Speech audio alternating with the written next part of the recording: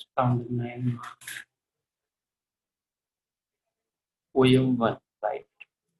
The river. તો અહીંયા કવિએ river વિશે એની જે ગતિ છે, એની જે ઉછળકૂદ છે, અને અંતે તે સમુદ્રમાં સમાઈ જાય છે, એ વાત અહીંયા આપણે કવિએ નિરૂપણ કરેલું છે. સૌ પહેલા આપણે થોડા શબ્દો જોઈએ. શબ્દોની અંદર પહેલું છે સ્પાર્કલ. સ્પાર્કલ એટલે shining with a bright reflected light. Shining with a bright reflected light. એટલે કે એકદમ તેજસ્વી પ્રકાશ સાથે ચમકતું. બરાબર. એના પછી છે પેબલ્સ એટલે નાના કાંકરા, પથ્થરો. ફોલિજ એટલે છોડવાના જે પાંદડા હોય એને ફોલિજ કહીશું. પ્રોવલિંગ એટલે fighting or struggling. Fighting or struggling. Brawling એટલે fighting or struggling. એટલે કે અહીંયા અર્થ આપણે ખડખડ વહેવું. Brawling મતલબ ખડખડ વહેવું. Leaping, jumping, કૂદતું, કૂદતી. અહીંયા impetuous. Impetuous એટલે with force, मतलब કે एकदम जोरदार प्रवाही. brimming, completely full, ઉભરેલી, છલકાતી, ભરેલી. tending એટલે to be inclined to. tending એટલે તે દિશામાં, તે દિશામાં. tending એટલે તે દિશામાં. ફરીથી શબ્દો જોઈએ. સ્પાર્કલ એટલે એકદમ પ્રકાશ સાથે ચમકતું.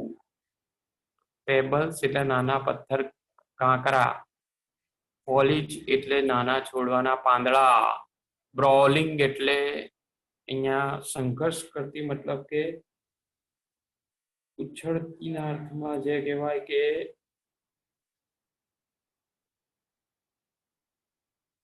ખડખડ વહેતી. લિપિંગ એટલે જમ્પિંગ.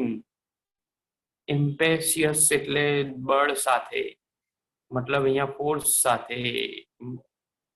ઇમ્પેશિયસ. એના પછી છે બ્રિમિંગ એટલે સંપૂર્ણ ભરેલી, છલકતી. બીજો અર્થ અહીંયા છલકતી. ટેન્ડિંગ એટલે ટુ બી ઇન્ક્લાઇન્ડ ટુ, એટલે કે તે તરફ, અમુક દિશા તરફ જવું. તો અહીંયા કવિ આપણને અલગ અલગ જે નદીના પ્રવાહના અર્થમાં એ છલકે છે, ઉછળે છે, એની વાત કરી રહ્યા છે.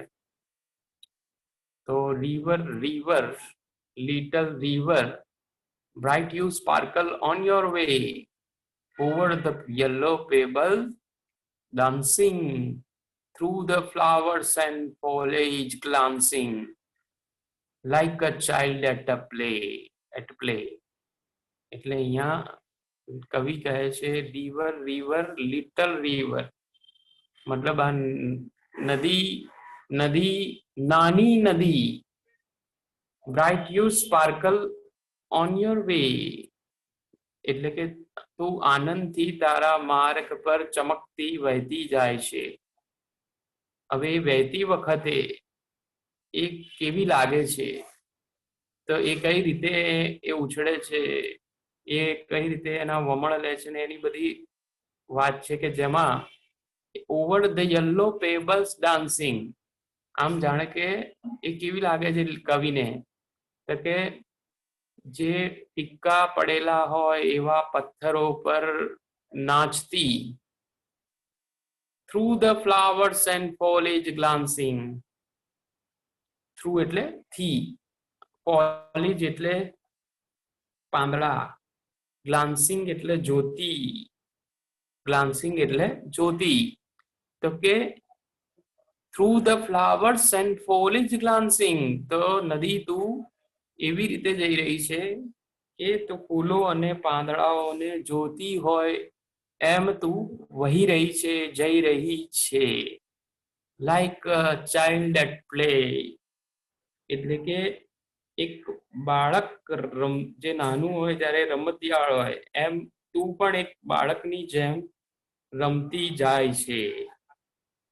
તો કવિનું કહેવું છે કે આવી ઉછળતી નદી એક બાળકની જેમ કૂદકા મારતી, નાચતી, કૂદતી જાય છે.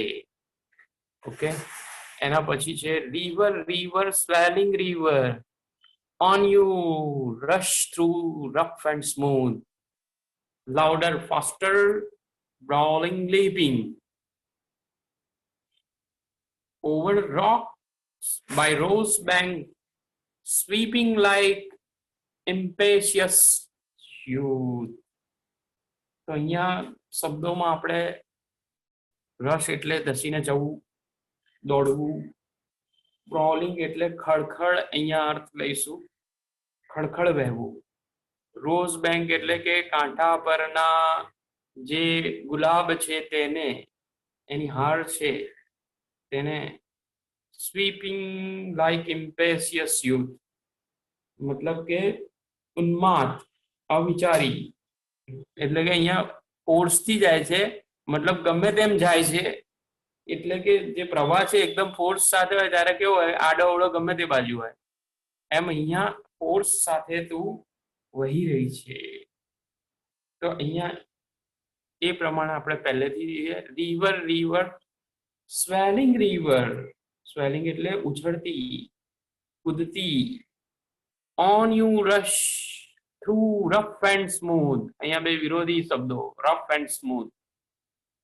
તો કે on you rush through rough and smooth, તું એવા માર્ગ પર કે જે ઘણા રસ્તામાં રફ છે એટલે કે ખાડા ટેકરા વાળા, અને સ્મૂથ એના પરથી તું ધસીને દોડી જઈ રહી છે. Louder, faster, brawling, leaping over rocks. Louder મતલબ કે એના જે અવાજ આવે ઉછાળા મારે ત્યારે, ઝડપથી, ફાસ્ટર એટલે કે વધુ ઝડપથી, બ્રોલિંગ એટલે ખડખડ જે અવાજ આવે છે તેને બ્રોલિંગ કહીશું. લીપિંગ કૂદકા મારતી, ખડકો પરથી પસાર થતી, નદી કાંઠાના ગુલાબને સ્પર્શીને જતી, એવી ઉન્માદ યુવાન હોય તેમ તું જતી. નદી તું વહેતી, જતી મતલબ વહેતી.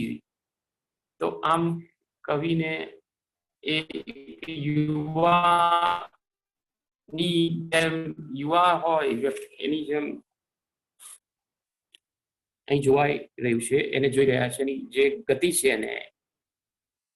River river brimming river, broad and deep and still as time, seeming still yet still in motion, tending onwards to the ocean, just like mortal prime. તો અહીંયા કવિ આપણને શું કહી રહ્યા છે જોઈએ.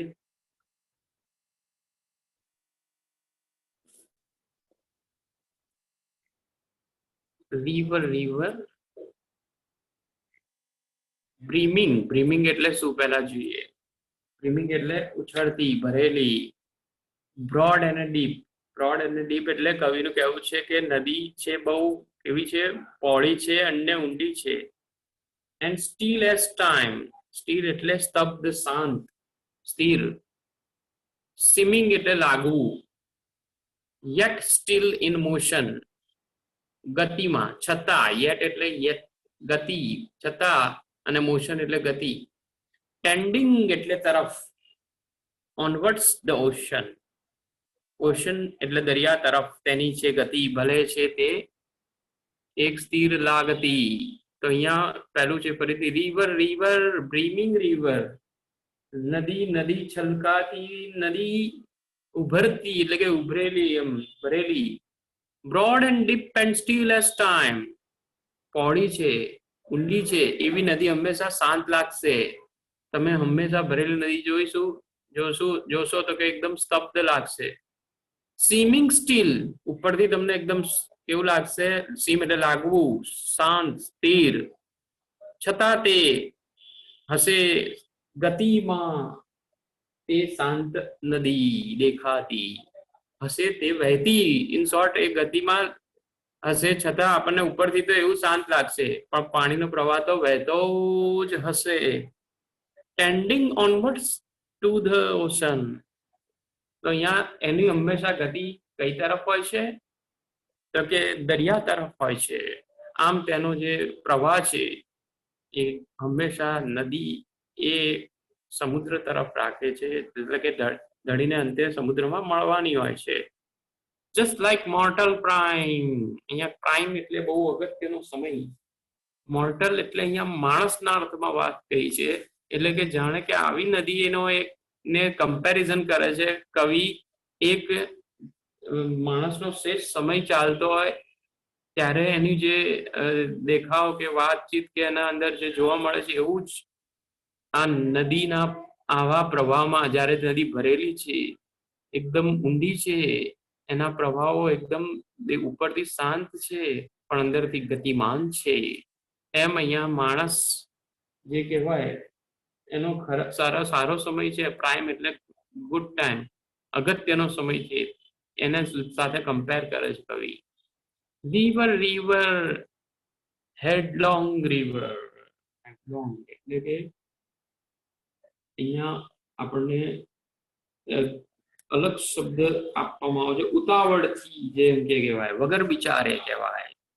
Don you dash into the sea, C that line hath એટલે હોવું, have never sounded.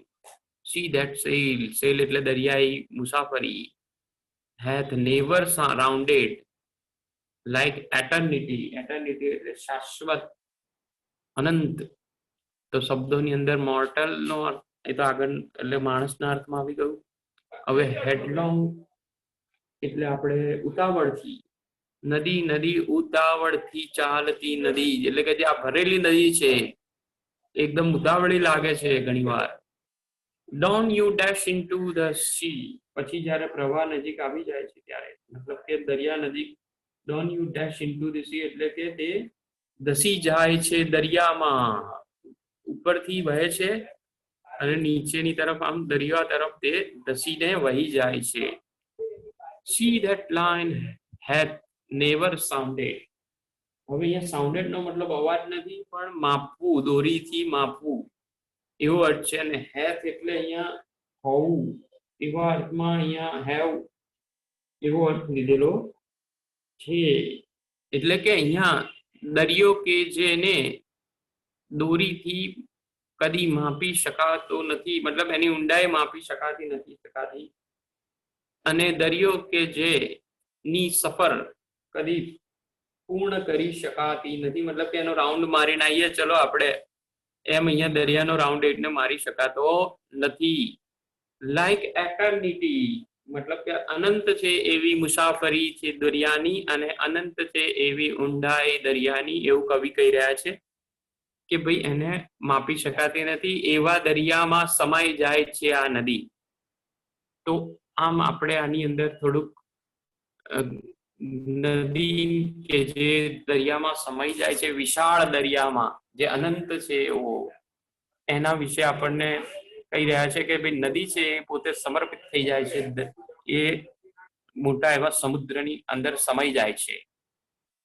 તો આ એની આપણે થોડીક સામાન્ય જે કહેવાય આપણે એનું સમજણ લીધી. તો આ રીતે આપણે પ્રેક્ટિસ કરીશું, વારંવાર વિડીયો હોય તો જોઈને. તો અહીંયા આપણે સ્ટોપ કરીએ છીએ મીટિંગ.